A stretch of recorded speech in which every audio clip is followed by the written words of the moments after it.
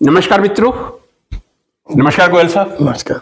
मैं professor CP Bhasin Shri Ravi Goyal जी के साथ एक नए पॉडकास्ट के साथ आप लोगों के सामने दोनों ही हाजिर हैं। मित्रों, कहा जाता है कि राजनीति समाज का प्रतिबिंब होती है। जी हां, राजनीति समाज का प्रतिबिंब होती है। यदि मैं इससे भी एक कदम आगे चल के बोल दूं, समाज के स्वस्थ संचालन की प्रक्रिया को ही राजनीति कहा जाता है। यानी किस तरह हम समाज का स्वस्थ संचालन कर सकते हैं, समाज की आवश्यकताओं की पूर्ति कर सकते हैं, गरीबी दूर कर सकते हैं, बेरोजगारी दूर कर सकते हैं, अच्छी शिक्षा दिलवा सकते हैं, अच्छा स्वास्थ्य हम जनता को उपलब्ध करवा सकते हैं। यही राजनीति का मूलतः कार्य होता है। लेकिन आजकल पता नहीं क्यों देखने को यह मिल रहा है, चाहे पक्ष हो या प्रतिपक्ष हो, एक दूसरे पर जिस तरह से गंदे प्रहार किए जा रहे हैं, वो कहीं ना कहीं इस देश के जागरूक नागरिक होने के नाते मेरे दिल के तो पीड़ा पहुंच जाते हैं। आजकल अब एक ही बात चल रही है, सब लोग पकड़ के बैठ गए हैं, बटोगे तो कटोगे, एक रहोगे नेक रहोगे। मैंने पहले भी एक बार कहा था, अपने चैनल पे कहा था, मैं समझ नहीं पाता हूं, शायद ये योगी जी ने विपक्ष के लिए कहा है। उन्होंने, चूंकि मोदी जी और जरा योगी जी पे भी इस समय आप लोगों को मालूम है कि प्रतिद्वंद चल रहा है कि कौन आगे निकलेगा, इसीलिए उनके मुंह से कल निकल भी गया था कि जब मैं पहले आता था यही नारा लगता था, योगी जी मंदिर बनवाओ। ये नहीं कि मोदी जी, योगी जी मंदिर बनवाओ। तो उनकी बात सही भी है, लेकिन क्या इस तरह के वाक्य कह देने से बटोगे तो कटोगे, एक रहोगे तो नेक रहोगे? जब सत्ताधारी एक मुख्यमंत्री, जिनको काफी इज्जत की दृष्टि से, एक संत की दृष्टि से भी, एक मुख्यमंत्री की भी दृष्टि से भी देखा जाता है, उनके मुंह से इस प्रकार के वाक्य निकलेंगे तो राजनीति का पतन किस हद तक हो गया है, ये देश की जनता को सोचना होगा। राजनेता कोई नहीं सोचेगा, ना पक्ष ना विपक्ष। देश की, लोकतांत्रिक देश के नागरिकों को सोचना होगा, क्या हम इस तरह के नारों को ही सुनते रहेंगे या हम अच्छे गवर्नमेंट हॉस्पिटल, अच्छे गवर्नमेंट स्कूल, अच्छे गवर्नमेंट यूनिवर्सिटीज या और दूसरे अनएम्प्लॉयमेंट की समस्या को दूर कर पाएंगे। मैं निवेदन करूंगा मेरे भ्राता श्री रवि गोयल जी से, वो कुछ इस बात को आगे बढ़ाते हुए प्रकाश डालें। जी भाई साहब, आपने बहुत थोड़े समय में कई बातें करी। अच्छा है, आप एक बुद्धिजीवी हैं, आप चंद शब्दों के अंदर 10 विषयों को लिपेट सकते हैं या उनको स्वयं कर सकते हैं, ये अच्छी बात है। कुछ आपने बात करी कि मोदी योगी के बीच में फाइट चल रही है जी, चल रही होगी, मैं इसमें कोई कमेंट नहीं करना चाहता। पॉलिटिकल पार्टीज हैं, सत्ता के अंदर एक दूसरे के ऊपर जाने की होड़, खुद को आगे ले जाने की होड़ होती है, होनी भी चाहिए। अगर आपका कोई लक्ष्य नहीं है, अगर आप एक प्रोफेसर हो, तो अगर आपका यह लक्ष्य नहीं है कि मुझे डीन बनना है, तो आप नकारा हो। अगर एक सीएम का ये लक्ष्य नहीं है कि मैं इतने अच्छे कार्य करूं कि आने वाले समय में पीएम बनूं, या एक कार्यकर्ता का ये लक्ष्य नहीं है कि मैं इतना अच्छा कार्य करूं कि मैं सीएम बनूं, मैं अपने आप को उस होड़ में डालूं, तो वो किस बात का इंसान है? इंसान वही है जो अपने फील्ड में पॉजिटिव तरीके से अच्छा कार्य करते हुए तरक्की देखना चाहता है। एक डॉक्टर अच्छा डॉक्टर बनना चाहेगा, बड़ा डॉक्टर बनना चाहेगा। उसी तरीके से हर राजनेता को बड़े बनने की इच्छा रखनी ही चाहिए। उसमें तो ये तो पॉजिटिव बात है, नेगेटिव बात नहीं है। एक कुछ आपने बात करी कि हॉस्पिटल बनेंगे, क्यों नहीं इस तरफ ध्यान दिया जाता, यूनिवर्सिटीज बनेंगी। मैं आपको याद दिला दूं कि जब राम मंदिर नहीं बना था, तब आपके प्रिय नेता, आपकी प्रिय पार्टी, मैं कोई आक्षेप नहीं कर रहा, पार्टी कौन सी है? आम आदमी पार्टी। देश मेरा प्रिय है। नहीं, ऐसा नहीं, ऐसा ना कहें, ऐसा नहीं। जो आप मेरी आपसे बातचीत होती है, अब जैसे अगर आप ये कहें कि गोयल साहब आपकी प्रिय पार्टी भाजपा ही है, तो मैं नहीं, मेरी कोई पार्टी नहीं है, मैं एक जागरूक देश नागरिक के हूं। लिए बात तटस्थ हूं, मैं न्यूट्रल हूं, तटस्थ। ऐसा है। जी। आपका बात बिल्कुल ठीक है जी। ना, मेरा भाजपा से कोई रिश्ता, ना आपका आम आदमी पार्टी से कोई रिश्ता। आपका भी जो ध्येय है वो भी मेरे ही ध्येय है। मुझे लगता है कि भाजपा देश के लिए अच्छी है, आपको लगता है कि कांग्रेस और आम आदमी पार्टी अभी का तो मैंने जो चर्चा में कोई नाम ही नहीं लिया। नहीं, आपने वो सारी चीजें नाम लिए बिना ही मतलब ये आपने समावेश कर ली। ये जैकेट पहनती मैंने जो ये आपको कमल को सुशोभित देता है। मैंने जो पहला आपको लाइन बोली कि आपने चंद शब्दों में ही बहुत आ को गया। समावेश कर लिया। जी, जी। और यही आपकी क्वालिटी जी। है, और इसी क्वालिटी की वजह से मैं आपके आगे अपना सिर झुकाता हूं। तो आपकी पसंदीदा आम आदमी पार्टी पहले कहा करती थी हमारे हिसाब से जमीन के ऊपर में हॉस्पिटल बनना चाहिए, यूनिवर्सिटी बननी चाहिए। और जैसे ही सुप्रीम कोर्ट का फैसला आ गया कि राम मंदिर बना लो और मस्जिद बनेगी, राम मंदिर वालों ने राम मंदिर बना दिया, फिर वो ये बात कहना भूल जाते हैं लोग कि भाई ये तो गलत काम किया, इन्होंने तो मंदिर बना दिया, आप तो समझदार लोग हो। अब ये कोई नहीं कहता आप यहाँ पर यूनिवर्सिटी क्यों नहीं बनाते, आप यहाँ पर हॉस्पिटल क्यों नहीं बनाते। और नहीं, मतलब किसके लिए कह रहे हैं? मैं जो कह रहा हूं आप समझ भी रहे हैं, वो दर्शक भी तो समझे ना सर। यही आम आदमी पार्टी के नेता पहले आम जोर आदमी से कहा पार्टी। करते थे। जी जी जी। देखो सारी बात तो पॉलिटिक्स की हो रही है ना, आज का तो पूरा का पूरा विषय पॉलिटिक्स ही है, सारा विषय आपने पॉलिटिक्स से ही लिया है। मैं उसके अंतिम बिंदु पर भी आऊंगा, जो आपका मेन विषय था, बटेंगे तो कटेंगे। लेकिन आपने इसके लिए जितने विषय लिए वो सारे के सारे जो आज का हमारा पॉडकास्ट चल रहा है, it is totally on politics. बिल्कुल ठीक है ना, हम किसी और विषय को टच ही नहीं नहीं, लेकिन मेरे को आपने जो निशाना बना दिया ना, मैं निशाना नहीं बनाया, सॉरी, मैंने आपको उस चीज को संशोधन किया। जैसे आपकी नजर में आम आदमी पार्टी और कांग्रेस ही सच्ची और अच्छी देशभक्त पार्टियां आपने हैं, मेरे ऊपर आरोप लगा दिया। उसी तरीके से मेरे लिए भारतीय जनता पार्टी सच्ची और अच्छी देशभक्त पार्टी है। यह आरोप नहीं है, ये हमारी दोनों की अपनी देशभक्ति है। चलिए मैंने स्वीकार लिया। अब मुझे एक बात बता दीजिए, आप कट रहे हैं या बट रहे हैं? यदि आपने स्वीकार कर लिया मैं बीजेपी का, आप मुझे तो मुझे ये बता दो, आप कट रहे हैं या बट रहे हैं? मैं आपको मुद्दे पर आ रहा हूं, मैं बोल आप रहा एक हूं। है या नेक है? मैं आप अभी बताइए। मैं सबको बताऊंगा ना। बताइए बताइए। मैं आपको बार बार कह रहा हूं कि मैं आपके सभी विषयों के ऊपर अपने विचार रखूंगा। जरूर, स्वागत। रख रहा हूं, स्वागत। एक मैंने उस विषय में विचार रखा कि हॉस्पिटल बनाने और मंदिर की जगह पर या और बातों की वजह कर हॉस्पिटल और यूनिवर्सिटीज का निर्माण होना चाहिए। मैंने उस विषय के ऊपर भी अपने विचार रखे। अब आपने एक और बात करी जो आपका आज का मेन विषय था कि अगर एक सीएम ये बयान देते हैं कि बटेंगे तो कटेंगे, आपका ये कुछ ऐसा सोच है कि एक सीएम को इस तरह का बयान नहीं देना चाहिए, ये आपकी सोच है?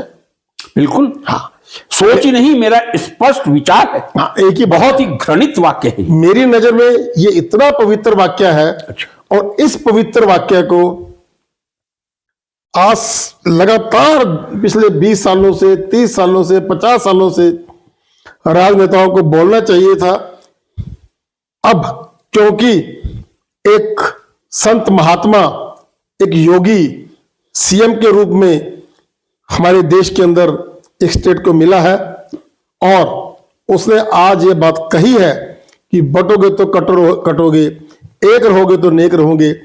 उसने आपस में बटने वाली हिंदू की जातियों को ये समझाने की कोशिश की है कि ये बटना बंद करो, एक रहोगे तो नेक रहोगे। इसमें तो कोई बुराई नहीं है, इसमें तो अच्छाई ही अच्छाई है। तो आप क्योंकि इतिहास साधन में कैसे एक हो, जरा ये भी बता दीजिए। कैसे एक हो? जी, एक दूसरे के प्रति जातिगत घृणा से उठ करके जी। एक दूसरे के प्रति सम्मानित और एक दूसरे से के प्रति रिस्पेक्टिव हो, उनको पूरा इज्जत मतलब दें, अभी हिंदू सम्मान एक दें। दूसरे की इज्जत नहीं कर रहा है, आपको लग रहा है? नहीं करते हैं।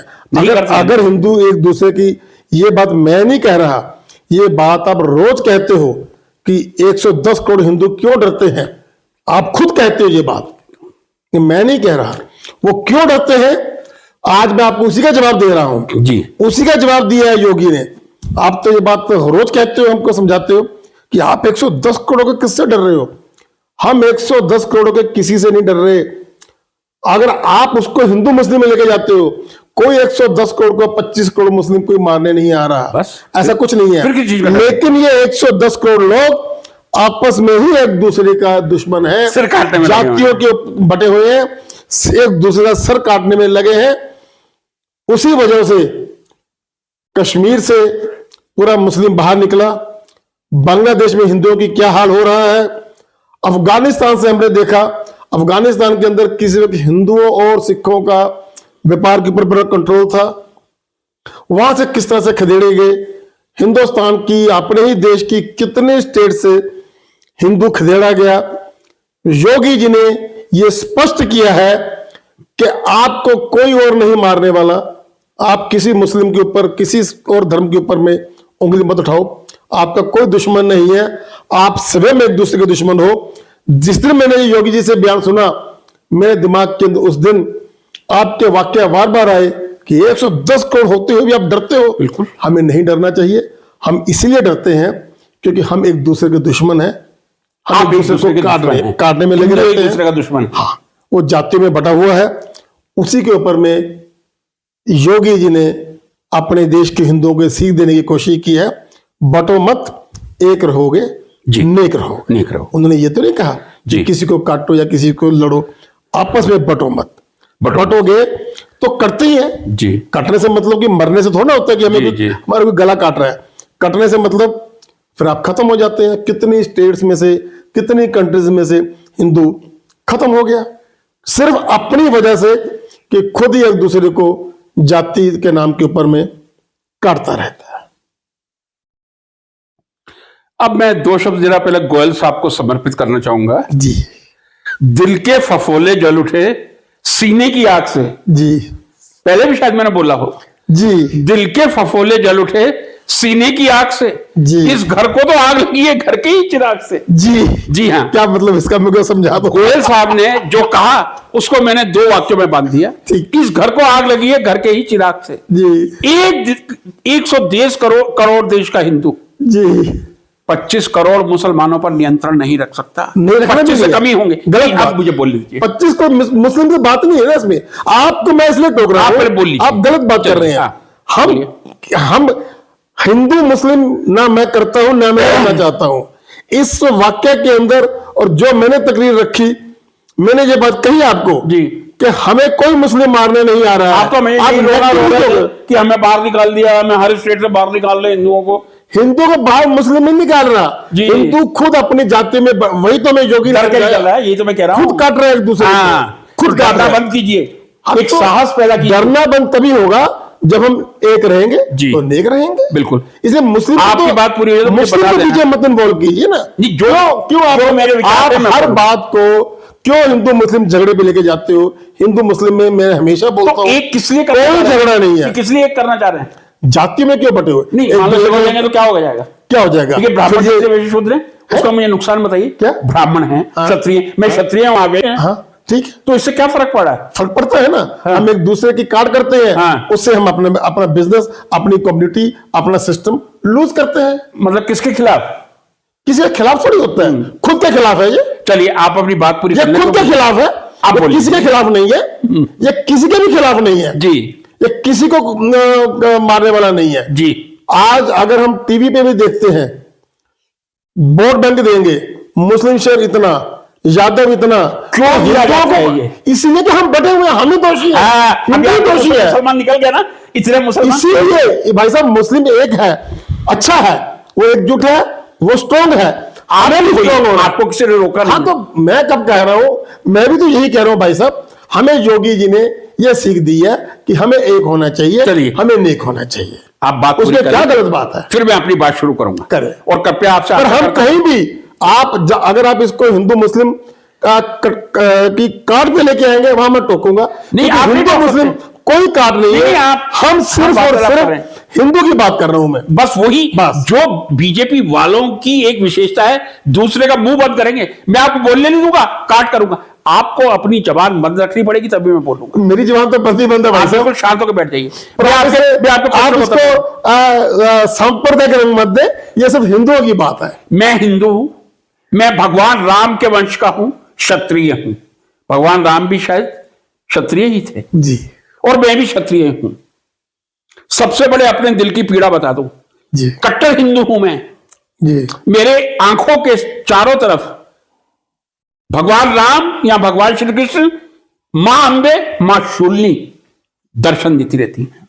जी दुख मुझे उस दिन हुआ था जब दिवाली के दिन हमारे देश के प्रधानमंत्री जी ने ये भाषण में कहा था, 500 वर्षों के बाद ऐसी दिवाली आई है जब भगवान राम अपने मंदिर में विराजमान हो गए। बहुत अच्छी बात कही, क्या बात है, धन्य हो प्रधानमंत्री जी। और उत्सव मनाने जाएंगे, मैं अपनी बात को जारी रखूं। बात भी, मैं बात काट नहीं रहा। मतलब हिंदू धर्म का मूल ही यही है। भगवान तो ये कहते हैं, हे बंदे तू मेरे को स्मरण करके देख, मैं स्वयं हाजिर हो जाऊंगा। अरे जब द्रौपदी का चीर हरण हुआ था, वो श्री कृष्ण नहीं थे, वो भगवान विष्णु थे। ये आप याद रखिए, भगवान रक्षा के लिए, अपने भक्तों की रक्षा के लिए आते रहते हैं। कितनी हमारी संकुचित मानसिकता है। जब भगवान राम वहां विराजमान हो गए तब हमारी दिवाली अच्छी हो गई। कण कण में भगवान है या नहीं है? भारतीय फिलॉसफी, भारतीय दर्शन शास्त्र, हिंदू दर्शन शास्त्र यही कहता है, जहां मैं देखता हूं वही राम होता है, कण कण में राम है। क्या एक जगह प्रतिष्ठित करके जब मंदिर के ताले खुले थे, जो रामलला आप कहते थे कैंट में विराजमान है, क्या वो रामलला नहीं थे? एक मूर्ति को आपने दूसरी मूर्ति से प्रतिस्थापित कर दिया, तो रामलला जब नए रूप में आ गए तो आपके मन में खुशी हो रही है। हमारी हिंदू संस्कृति कहती है, मेरे भगवान मेरे राम तो कण कण में हैं, आप चाहे एक अयोध्या तक उनको सीमित करके वोटों की राजनीति करते रहिएगा। बहुत गलत बात है ये। दूसरी बात मैं ये आपके सामने रखना चाहूंगा, जो आपने अभी कही, आप स्वयं अंदर से डरे हुए हैं कि हम एक हो जाए। मैं ये पूछना चाहूंगा, फिर एक बात पुनः दोहराना चाहूंगा। कई बार आपको कहा है, आदरणीय डॉक्टर हेडगेवार जी ने राष्ट्रीय स्वयंसेवक संघ की स्थापना प्रथम शाखा नागपुर मोहितों के बारे में 28 सितंबर 1925 को लगाई थी। ये शताब्दी वर्ष चल रहा है। क्या 100 वर्षों में, जिसकी 100 देशों से अधिक में शाखाएं हैं, वो हिंदू को एक नहीं कर सका? जिसका मूल मंत्र यह था, कोई मुसलमान शाखा में नहीं आना चाहिए, हिंदू ही शाखा में आएगा, हिंदू ही भगवाध्वज को प्रणाम करेगा, मुसलमान नहीं करेगा। आप हिंदू को एक नहीं कर पा रहे क्योंकि आपका घर इतना बटा हुआ है। पहले मुगल आए, आपके ऊपर राज करके चले गए, फिर अंग्रेज आए, आपके ऊपर राज करके चले गए। अब मैं कुछ ऐसी और बातें बोल सकता हूं जो मैं बोलना नहीं चाहूंगा समाज के हित में। बाकी में इतनी तीक्ष्ण बातें मेरे परम सत्य मेरे सामने कि शायद आप उसका उत्तर नहीं दे पाएंगे। मित्रों, हमें डर तभी लगता है जब हम, क्यों नहीं, हर हिंदू अपने घर में एक लकड़ी या दंड, जिसको शाखा में बोले, अरे दंड रखने का तो कोई दंड नहीं है। आजकल आप पिस्टल नहीं रखिए, बिल्कुल नहीं रख सकते। आप चाकू नहीं रख सकते काटने के लिए, घर का चाकू सब्जियों वाला तो रख सकते हैं ना, या नहीं? तो आप एक दंड तो रखिए। मैंने कई बार आपसे निवेदन किया, चलिए दोनों एक एक डंडा खरीद के लाते हैं ताकि मन से थोड़ा डर कम हो जाए, फिर यहां पे कोई मार ना दे। इस तरह डरने से काम नहीं चलेगा। हम एक नहीं हो रहे, हम और ज्यादा बांट रहे हैं, और ज्यादा देश बट रहा है। हर एक्शन की रिएक्शन होती है, और वो जो रिएक्शन दुर्भाग्यपूर्ण देखने को आ रही है, वो कभी समाज का निर्माण नहीं कर सकेगी, वोट बैंक का निर्माण जरूर कर सकेगी। कई ऐसी समस्याएं हैं। आज भी मैंने एक वीडियो अपलोड किया है, हमारे देश में बेरोजगारी की क्या स्थिति है। सरकार भी जिम्मेदार है और वो बेरोजगार भी जिम्मेदार है। उस वीडियो में मैंने ये कहा है, कृपया सुन लीजिए यदि आपको विश्वास हो। चिकित्सा की क्या स्थिति है। गवर्नमेंट हॉस्पिटल जाने से आप भी डरते। क्या आप कभी यहां सिविल हॉस्पिटल में एक बार गए होंगे तो कहोगे आप जाना पसंद करेंगे? आप जवाब दो। नहीं, जवाब नहीं, मैं कह रहा हूं आपसे, जब गवर्नमेंट हॉस्पिटल में कोई व्यवस्था नहीं है, प्राइमरी की कोई व्यवस्था नहीं है, प्राइमरी एजुकेशन की, यूनिवर्सिटी कॉलेज तो तड़प रही है बेचारी कि हमें दे दो, स्टाफ दे दो, लेकिन वहां तो 5 ट्रिलियन की एक बात चल रही है, बांटो काटो एक नेक की बात चल रही है। इस प्रकार की शुद्र बातों से ऊपर उठकर एक अच्छे समाज का निर्माण कैसे करें। हम शिक्षा में 145 करोड़ होते हुए भी चाइना से भी बहुत पीछे हैं। चाइना की जो पॉपुलेशन है, हम उससे थोड़ा आगे निकल गए हैं, लेकिन चाइना से हम यदि टॉप 2% साइंटिस्ट देखे जाएं, चाइना से भी बहुत पीछे हैं। और नोबेल प्राइज की तो मैंने कई बार गाथा गाई है, लोग अस्वीकार कर देते हैं जी वो तो वैसे मिल जाते हैं, वो मिल जाते हैं तो ओलंपिक में गोल्ड और सिल्वर मेडल वैसे मिल जाते हैं। हम किसकी चिंता कर रहे हैं? हमने कितने रोजगार पैदा किए हैं, हमने कितनी स्पोर्ट्स यूनिवर्सिटीज बनाई हैं जहां हमारे देश के युवाओं को आने वाले ओलंपिक के लिए, एशियाड खेलों के लिए अच्छी तरक्की करने के लिए प्रशिक्षण मिल सके। हमने कितने अच्छे विश्वविद्यालय बनाए हैं जो हार्वर्ड, ऑक्सफोर्ड, कैम्ब्रिज और दूसरी यूनिवर्सिटीज का सामना कर सके। इसका उत्तर हमारे पास नहीं है।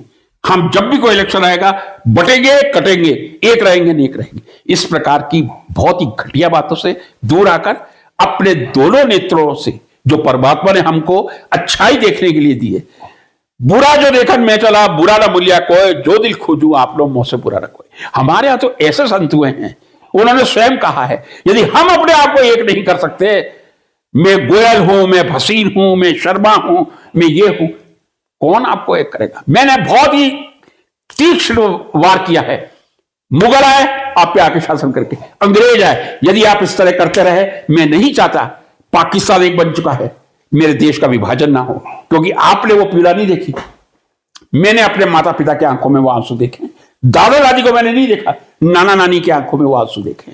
देश एक रहे, हम सब मिलकर इस देश का निर्माण करें, विकास करें, ऐसी मैं आशा करता हूं। और यदि गोयल साहब कुछ और तुक्के मारने चाहें तो स्वागत है उनका। चलिए कोई बात नहीं।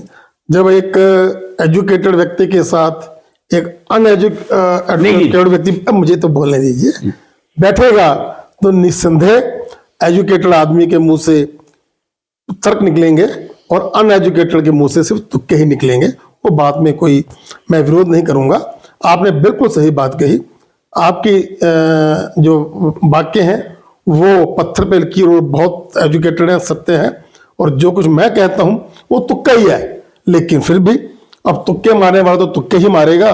वो तो बीजेपी के कारण ही, मैंने कहा आपको व्यक्तिगत रूप से नहीं, बीजेपी में ये परंपरा काफी ऊपर से चली आ रही है। नहीं, नहीं, अगर अगर अगर अगर मैं उस तरीके से कहूं, कांग्रेस जैसे जिनका आप कर रहे हो, आम आदमी पार्टी कांग्रेस है, तो मैं भी कोई भाजपा का अभी आपने कहा था मैं तो भाजपा को, अभी आपने कहा था भाई साहब, क्योंकि वो तो बिल्कुल रिकॉर्डिंग में ये भी कहा था ना कि आप भी तो हर वक्त आम आदमी पार्टी के गुणगान करते रहते हो, आम आदमी पार्टी करते रहते हो। मैं कहता हूं इन दोनों से चोर और भ्रष्ट कोई हो ही नहीं सकता। तो अपने अपने व्यूज है इसमें। आपके अब मेरे व्यूज बेमतलब है, आपके व्यूज ऑथेंटिकेटेड है। मैं तो आपकी इस बात की भी कदर कर रहा हूं कि मैं तो तुक्के मारने वाला आदमी हूं कि जो फालतू में, मुझे क्या पता, एक अनपढ़ आदमी को मैं तो पागलों की तरह बोल देता हूं ये चोर है, और मैं चोरों को देश का सच्चा सफाई बता रहा हूं। ऐसा नहीं कहना चाहिए। ऐसा मेरे जैसा बंदा बोल सकता है। हर राजनीतिक पार्टी चोर है, हर राजनीतिक पार्टी चोर है। कोई बात नहीं। बीजेपी दूध की धुली है? अभी मुझे बोलिए। बीजेपी दूध की धुली है? अभी तो आपने मुझे खुद ही मौका दिया, मैं तो आपके बीच में एक शब्द ही बोला। बोलिए। तो वो मेरे तो तुक्के ही आएंगे। वो इसमें मुझे राम मंदिर में भी हमने जमीन बेची खरीद के खा लिया। अब राम को बख्श देते। आपने जो बातें करी, आपने बताया कि कैसे हिंदू बढ़ता है, वही तो योगी जी ने कहा है कि कब तक बढ़ते रहोगे, एक बनो नेक बनो। आपने बताया आरएसएस को आपने क्रिटिसाइज किया, इसमें क्या, आरएसएस अपनी कोशिश कर रही है, फिर भी अगर हिंदू एक नहीं हो रहा तो हम इसके लिए आरएसएस को दोषी नहीं दे सकते। आरएसएस एक संगठन है जो कि पूरे विश्व के अंदर हिंदू को एक करने का और सेवा करने का कार्य करता रहता है। उसके कार्य की अगर परसेंटेज उतनी नहीं आ रही जितनी आनी चाहिए, तो मैं आपसे यही करूंगा, कृपया आप वो हम उसे क्रिटिसाइज नहीं कर सकते, उसे गलत नहीं कह सकते। वो अपनी कोशिश करती रहती है। आज योगी जी ये कोशिश कर रहे हैं पूरे देश के अंदर, लोगों को समझा रहे हैं क्यों बट रहे हो। हम एक उम्मीद करते हैं कि लोग एक रहेंगे, नेक रहेंगे। आपने एक बात और कही कि आपने मुझे कई बार कहा है कि चलो लठ ले आए, बोला था नहीं, लेकिन आप जो भी दंड है, आपका जो दंड लाने का जो आपका ध्येय है, वो मुझे समझ में नहीं आता। आप कहते हो आप क्यों डरते हो? नहीं, मुझे कोई किसी से आत्मरक्षा नहीं करनी, मुझे कोई मारने नहीं। इसलिए एक होने की बात कर रहे हो आप? एक होने की बात इसलिए कर रहे हैं कि जो हमारी जातियों के कारण हम एक दूसरे के प्रति द्वेष रखते हैं, वो आपने भी खुद कहा कि आप कितना बड़े हुए हो। महाराज जी आपको मारने आएंगे तो डंडा तो रखो भाई साहब। हमें कोई धर्म वाला मारने नहीं आ रहा। अच्छा जो वो जमाना था जब मुगल हमें मारने आ जाते थे, जी बिल्कुल। जब से देश के अंदर मोदी जी आए हैं, किसी की हिम्मत नहीं है कि हमें मार सके। देश का माहौल बदला है। रोज भाई हम- साहब हम अब जम्मू में आतंकी हमले शुरू हो गए। भाई साहब कितने सैनिक मर गए, आतंकी उनकी हमले तो इसलिए शुरू हो गए ना उनके जीवन की कोई कीमत नहीं है। क्योंकि मैं मोदी जी की भर्त्सना करता हूं, क्योंकि उन्हें लोकतंत्र देश हित से प्यारा है। उन्होंने जो इतने सालों से जम्मू कश्मीर के अंदर कंट्रोल करके रखा था, उन्होंने लोकतंत्र को बचाने के लिए इलेक्शन करवा दिया और वहां पर फिर एक आतंकवादी पार्टी, जम्मू में आतंकवादी आतंकवाद, मुझे बोलने तो दीजिए ना भाई साहब। छोटी बात है, मैं तो गुमराही हूं, मैं तो गुमराही करूंगा, मैं तो गुमराही करूंगा। और वहां पर एक आतंकवादियों की समर्थन में सरकार आ गई है। किसी सरकार को आतंकवादी मैं तो कहूंगा वो है नेशनल कॉन्फ्रेंस की सरकार है, उसको आप बिल्कुल आतंकवादी नहीं बोलते। नेशनल कॉन्फ्रेंस सरकार पाकिस्तान के आतंकवादियों को, पाकिस्तान को सपोर्ट करती है। बात आतंकवाद की नहीं है। नेशनल कॉन्फ्रेंस सरकार शुरू से ही ऐसे न जाने कितने बयान हैं इनके सुप्रीमो के। एक बार तो एक टीवी डिबेट में इनके सुप्रीमो को एक पत्रकार ने यही पूछ लिया था कि क्या आप भारतीय हैं, जिसके ऊपर वो बहुत भड़क गए थे। उसने कहा कि मैं ये पूछने पर मजबूर हूं, जैसी बातें आप बोलते हैं आपको पाकिस्तान की बात करनी पड़ेगी, आपको यह करना पड़ेगा। बिल्कुल मैं डंके की चोट पे बोल रहा हूं, मोदी जी को इलेक्शन नहीं करवाना चाहिए था। इलेक्शन करवाया, क्यों करवाया? नेशनल कॉन्फ्रेंस की सरकार आई और आते ही पाकिस्तान से देश के ऊपर में, जम्मू के ऊपर में अटैक होने शुरू हो गए। इसमें कोई दो राय नहीं है। आपने अच्छी बात कही, लेकिन मैं भी आपकी तरह हर वक्त मोदी की तारीफ नहीं करता हूं। मैंने भी भर्त्सना करी मोदी। जब पुलवामा में अटैक हुआ तब किसका शासन था, जरा मुझे बता सकते हैं? पुलवामा के अटैक के बाद जी आज तक फिर मोदी जी ने कितना कुछ बदल दिया। उस समय किसका शासन था, मैं मुझे कह बता रहा तो हूं दीजिए। कितना कुछ बदला, मतलब वो भी आतंकवादी थे उस समय जो शासक थे। कितना कुछ बदल दिया, हाँ। कितना कुछ बदल दिया जी। पिछले 10 साल के अंदर। कितना की पत्थरबाजी खत्म, थोड़ा आप अपनी बात को 370 संक्षेप में खत्म, करें, क्योंकि जनता ने फिर सारा कुछ खत्म हो जाती किया है। मोदी जी ने। जी। नहीं फिर आप मेरे को बोले नहीं दे। नहीं हो गया, समय हो गया, अब इसको बाइंड अप करते हैं। आपने काफी अपने विचार रखे मित्रों, ज्यादा लंबा नहीं करेंगे, लेकिन मैं एक बात कहना चाहूंगा। तो मैं भी कहूंगा, इन्होंने अभी अच्छी बात कही है कि जब तक केंद्र शासित प्रदेश था तब तक कोई आतंकवादी नहीं आया। ना पुलवामा अटैक हुआ उस समय कौन था भैया, जरा मुझे ये बता दीजिए। उसके बाद लगातार आतंकी हमले हो रहे हैं। जम्मू में नेशनल कॉन्फ्रेंस के आने से पहले आतंकी हमले चल रहे हैं और इस केंद्र सरकार पूरी तरह इसमें नाकाम रही है, ये कहने में मुझे कोई अफसोस नहीं है। लेकिन किसी चुनी हुई सरकार को आप यदि आतंकवादी कहेंगे या बहुत बड़ा क्राइम कर रहे हैं। नेशनल कॉन्फ्रेंस कह दीजिए, नेशनल वो आतंकवादियों की सरकार बनी है।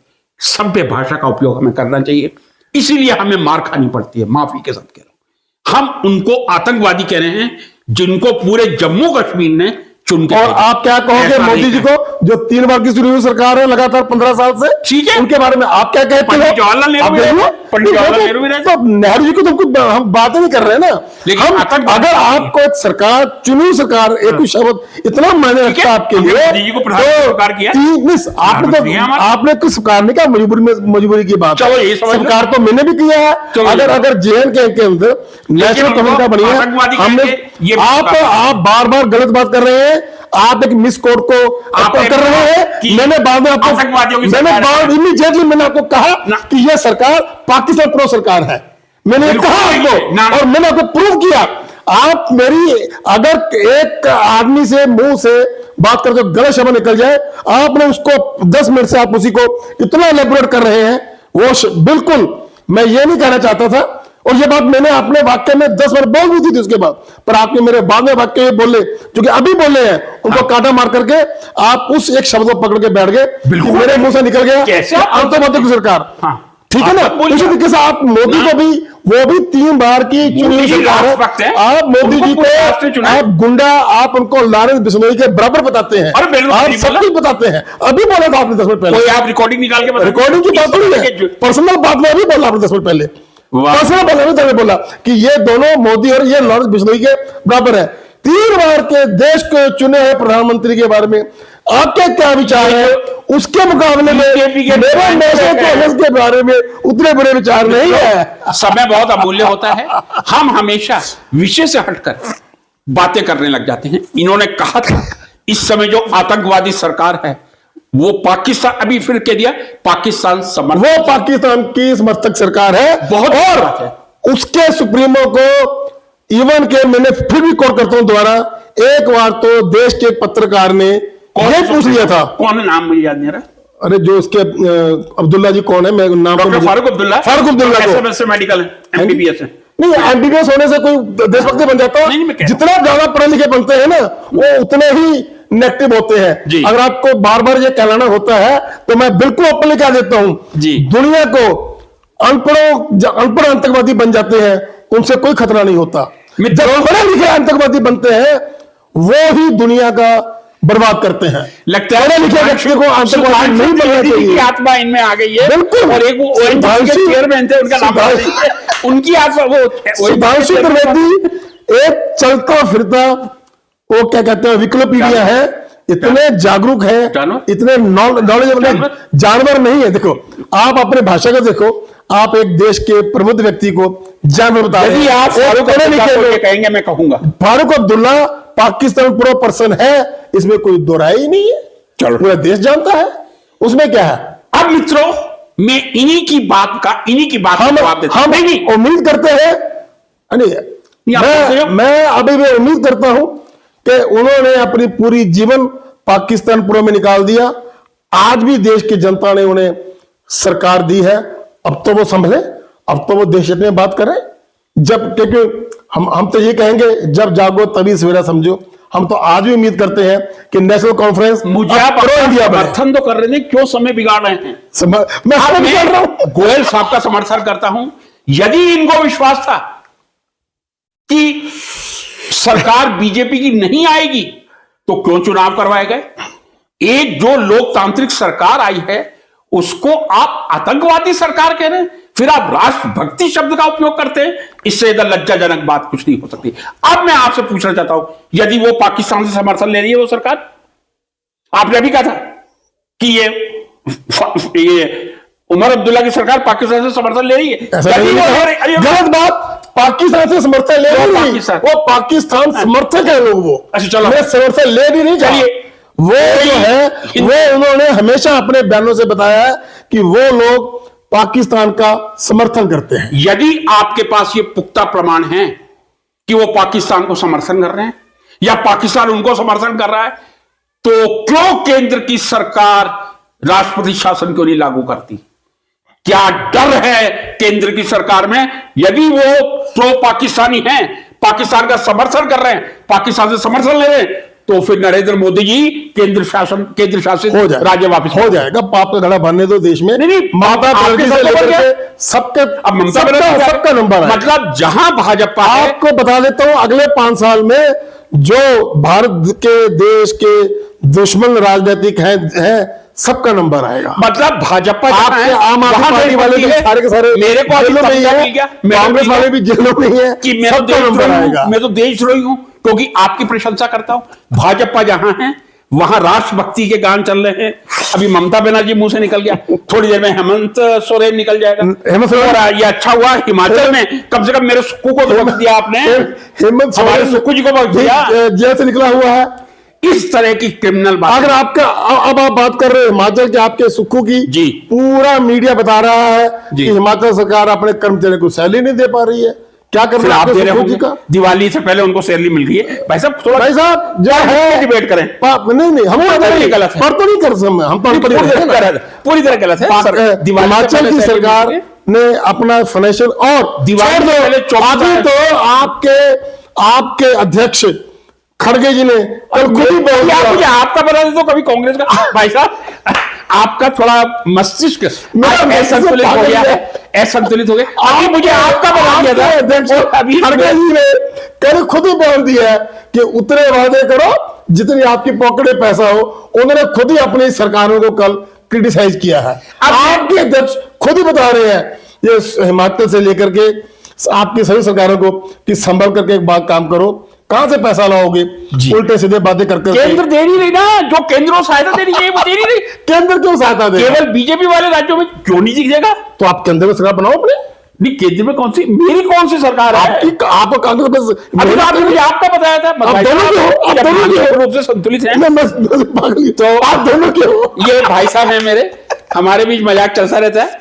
कई बार ये अतिशयोक्ति कर जाते हैं, बीजेपी की प्रशंसा में इतने संतुलित हो जाते हैं कि इनको स्वयं मालूम नहीं रहता कि अपने मुखारबिंद से क्या बोलना है। आज ऐसी दुर्घटना एक बार इन्होंने मुझे आम आदमी पार्टी का बता दिया, आप सुन लीजिएगा, और एक बार कांग्रेस का बता दिया। मैं दोनों का तो नहीं हो सकता। अब दोनों की ही है। मैं स्वयं अपना। आपने एक वीडियो में बड़ी तगड़ी नसीहत दी थी आम आदमी पार्टी को कि अगर आपको कितनी पीड़ा थी, अगर ये आप लोग कांग्रेस से दोनों मिल जाते, हाँ, तो शायद हम जीत जाते। बिल्कुल सही। दोनों ही आपके हैं भाई साहब। दोनों ही मेरे कैसे हो गए? दोनों ही आपके हैं। मैं तो चाहूंगा पूरा राष्ट्र एक हो। मैं तो राष्ट्रीय स्वयंसेवक संघ का स्वयंसेवक रहा हूं नहीं रहा हूं। रॉबर्ट साहब, आपकी बात को मैं इज्जत करता हूं। योगी जी राष्ट्र को एक करके ही रहेंगे। आप योगी जी का सम्मान करो। वही तो कह रहे हैं, एक बनो। देखिए, रामचरितमानस में कह रहा हूं, भारतीय संस्कृति, मेरी हिंदू संस्कृति, वो तो अपार ज्ञान से भरी हुई है। जाकी रही भावना जैसी, प्रभु मूरत देखी दिन। बिल्कुल ठीक मैं है। भगवान राम से प्रार्थना करता हूं, आप कण-कण में व्याप्त हैं, और जितने वर्षों से दिवाली मनाई जा रही है, तब तब आप साक्षर रूप से हर देश के वासी में नहीं, विश्व के वासी में, जनता में, हृदय में प्रकट होते हैं। हनुमान जी ने तो चीर के दिखा दिया था। कहिए तो मैं भी अपना चीर दूं चाकू से। मैं इतना बड़ा भक्त नहीं हूं, लेकिन भगवान राम मेरे लिए भी परम पूजनीय हैं। और थोड़ा मैं प्रीजुडिस हूं, वो भी क्षत्रिय थे, मैं भी क्षत्रिय हूं। परम पिता राम की कृपा हम सब पे बनी रहे, और विशेष उनसे प्रार्थना है कि भगवान राम, आपका एक बहुत भव्य मंदिर भाजपा ने बनवाया है, कम से कम उनको सद्बुद्धि दे दीजिए, अच्छे शब्द और अच्छे वाक्यों का प्रयोग करें। इसी आशा के साथ आज के पॉडकास्ट को मित्रों यही समाप्त करता हूं। नमस्कार भाई साहब।